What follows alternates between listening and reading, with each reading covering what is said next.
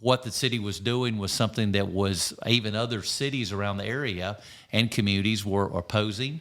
I understand they even did resolutions against it. Yep. And but I still couldn't figure out why the city was so, bent on trying to do this. Now, let me say, backing up, I know there's good people on both sides of this issue. It's just unfortunately, I think this was a situation where the city really, moved forward on this and wasn't listening to what the people wanted. Right. Well, hey guys, Michael here from Advanced Etowah. Good afternoon, morning, evening to you whenever you are watching this video. Got a rare, unusual treat. Certainly not something I would have found myself doing about a little over a year and a half ago. Sitting down with Congressman Aderholt. Thank you for joining me, and thank you for joining us here with the folks of Etowah to talk. Yes, unfortunately, we're still talking about the rendering plant. But guys, if you're watching this, I wanted to, number one, we're going to go through, talk a little bit about what exactly the congressman and his staff did through this, just to kind of make that clear, and say thank you, and then just kind of talk a little bit in general what his perspective of what's going on in Etowah, and that's going to be it. So if that's something that you think you might enjoy, then I'd encourage you to stick around and watch the rest of the video. So again, thank you for joining me, Congressman. I'm glad to be here. It's this whole thing has been a remarkable year that we've had.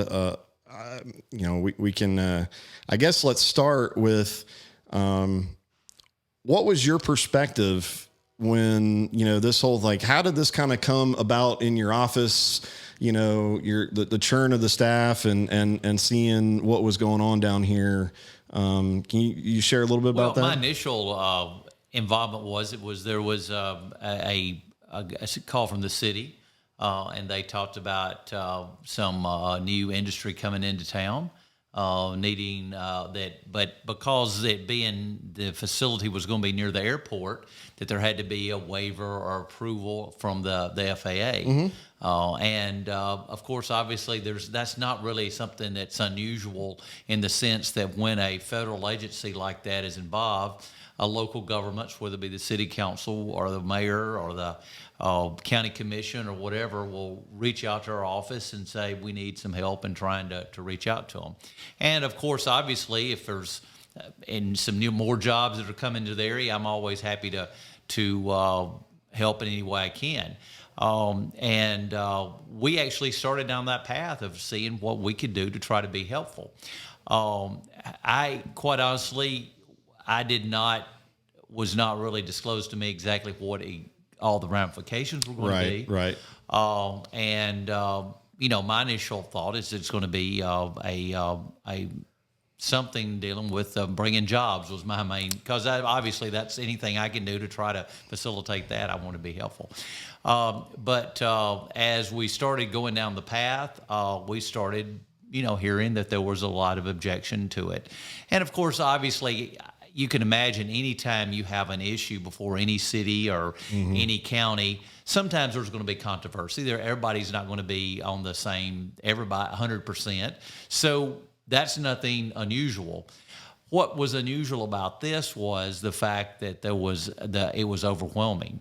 When I first started hearing hearing some voices of opposition, obviously it was concerning, but obviously, being in Washington, I knew that this was something that the city was doing, something that they were working on. Mm-hmm. I didn't want to be the type congressman to come down and say, "Hey, you've got to go through me before you get this approval," or what.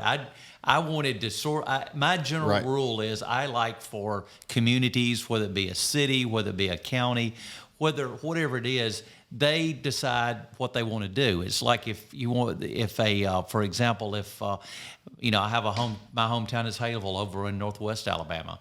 If there's going to be a Big Lots that comes in there, and the city wants to do some kind of proposal to try to encourage them to bring the jobs in and try to bring a new store into the area.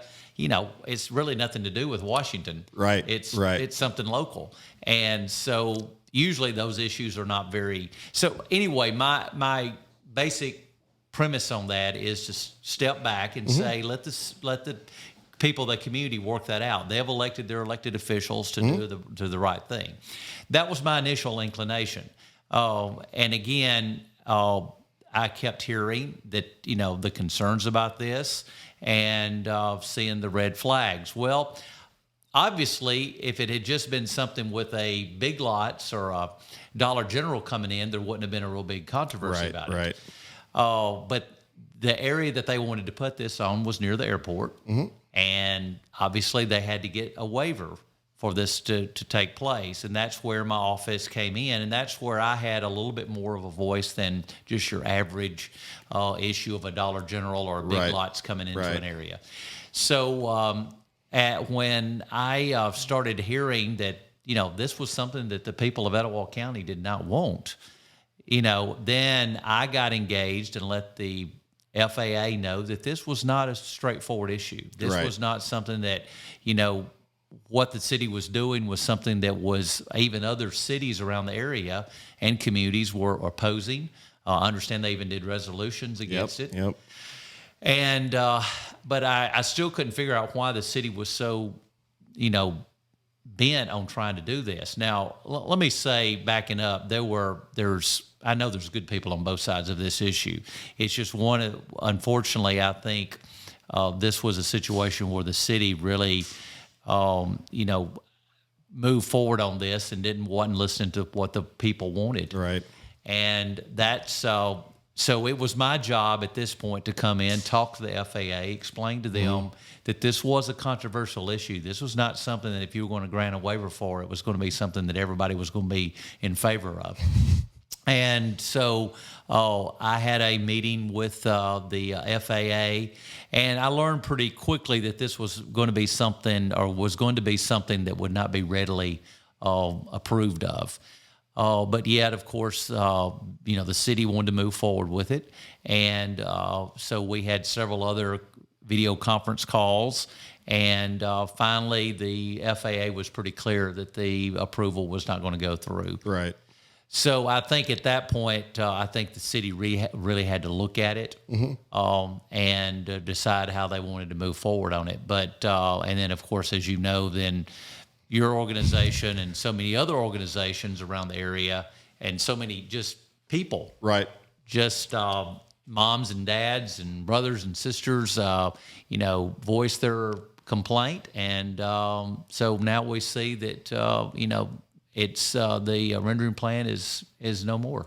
Well, that's, through this whole thing, certainly when all of this started, we never would have dreamed that we'd be pulling a congressman out, into our issue to your point of dealing with the community. And that's something I've said over and over again as we move into this election season. One of the issues that we look at or how we fix the issues in Etowah County ultimately comes down to the leadership of the people and the leadership of the community in the people we choose, and so we never thought, we were like, this is certainly something that, hey, we're getting organic support. And honestly, I was like, this is going to get scary. I don't have any idea. How do we reach out to congressmen and deal with all this kind of stuff? So it was kind of one of those, I can't believe that we had to spend your time. I mean, certainly there's a lot of large national issues that you need to be dealing with and dealing with things at your level. And it is a little frustrating. And we hoped it would be, hey, we can take care of this as a community. We're a bunch of neighbors. And when this thing first started, I really thought the thing would be resolved sooner than it was. Yeah. I thought that with all of the outcry that that I was hearing. Here I am in Washington, and I'm getting phone calls from some people that were friends that I know, some people that were just had voiced their concerns through emails or whatever. And, here I'm getting all these calls, and I'm thinking probably the local officials are going to see this is something that is not really that the people are behind. And so I was thinking this thing would probably end a lot sooner than it did. Well, we're definitely extremely appreciative that as it did rise to a higher and higher level, that you and your staff jumped in as you did with the FAA. Set up a good phone call that clarified some good stuff for us. I was on the phone call with the FAA. I know you did a couple of those. Well, this was during the Trump administration, and some of the people at the FAA I have gotten to know through there, so I had some good contacts with the FAA. I mean, the FAA is like any other federal agency. I don't deal with them on a daily basis. Right. Fortunately, I had a connection where I knew one of the individuals that was one of the top folks at the FAA, and I was able to get to him, and he was able to connect me with the right people. But it's one of those situations. Like I say, I always want to be sensitive to what the local people want to do, and usually they elect their elected officials. Then they're very responsive, and again, if an elected official decides to move forward in a certain situation, I try to honor that. Right. But like I said, in all of my years in serving in Congress, I've never seen one issue locally that really took on a life that this did. Well, and I think we've heard that echoed by a lot of folks in the area and the region, and I hope everybody in Etowah really kind of understands. It's a pretty big deal to what you were talking about with getting involved. I mean, you don't exactly have a small chunk of land and population here in Alabama. You got a pretty large, you got a large population. If you were getting involved like you did in every single local issue, I'm sure, I guess you'd probably run out of time. Yeah. And I hope that the folks in Etowah really kind of understand how I think what you're saying is a little unusual. But this was a situation where I really needed to step up to the plate, because this was something that when you have, I represent the people of Etowah too. Right. I mean, Absolutely. Etowah County is one of many counties in the fourth. There's all of parts of about 16 counties, but I fully understand. I represent the people of Etowah County, and so that's what would compel me also that I needed to get involved. And again, my stance is generally, I want local issues to be dealt with on a local basis. I don't want to tell a mayor or a city councilman or a state legislator or county commissioner, anyone, how to do their job. But obviously, we all are elected by the people, and at the end of the day, that's who we answer to. We certainly appreciate that, and we're looking forward to the future of Etowah. Just from a general politics standpoint, I meet the mold of the guy that I paid enough attention to sort of know what was going on, but I've got teenagers, I've got work, I as a Navy reservist and all of the things that everybody's got so much going on. It's hard to really kind of stay informed and stay engaged. Yeah, I've got a teenager as well. And so I think that's one of the issues that it seems we're kind of facing across America is a lot of people that have kind of disengaged from what's going on in their community. And I think for a lot of my generation, I'm kind of seeing, or a lot of us waking up going, oh, hey, the school board doesn't run itself. Hey, the city council doesn't run itself. I probably should pay a little bit more attention to that.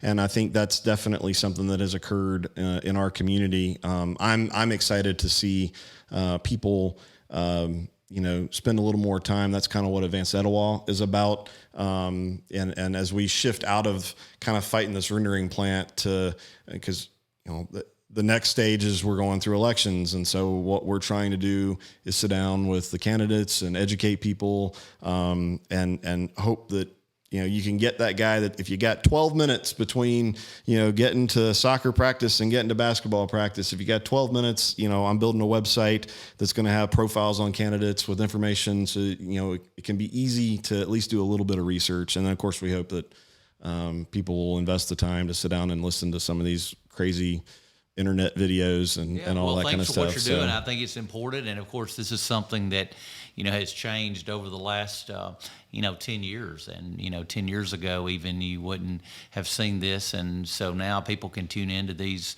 podcasts and videos and find out what's going on. And so it's really sort of a new day in America, really, because the average person, and when I say the average person, the person that may not be connected with the government, they can know what's going on and can have a say so. Well, I appreciate you taking the time to come join us. Is there anything else that's kind of on your mind for particularly for the folks at Etowah right now? Well, it's been an honor for me to represent Etowah County, and it's it's one of the larger areas. I have the 4th Congressional District is a rather rural district. It goes from Mississippi to Georgia, and now with the new redistricting lines, it'll actually also border Tennessee. So I have a very large rural district, and so it's made up of communities like Gadsden and Etowah and Rainbow City and Southside and Glencoe.